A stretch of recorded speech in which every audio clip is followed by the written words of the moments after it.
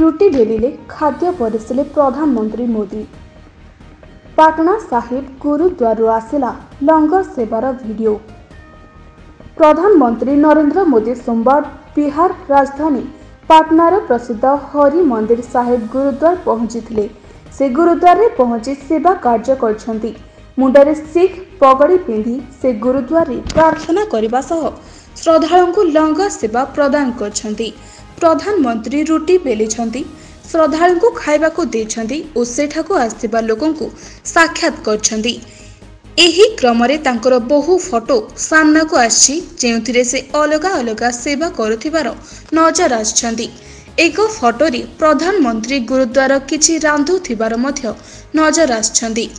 प्रधानमंत्री को यात्रा पूर्व गुरुद्वार परिसर निकट में कड़ा सुरक्षा व्यवस्था करा जायतिला। एठारे सुझाई दिया जाय पारे कि प्रधानमंत्री मोदी गोटे दिन पूर्व राजधानी पाटना रे विशाल रोड शो करथिले।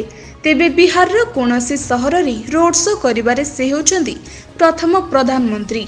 Bureau report, star Odisha news.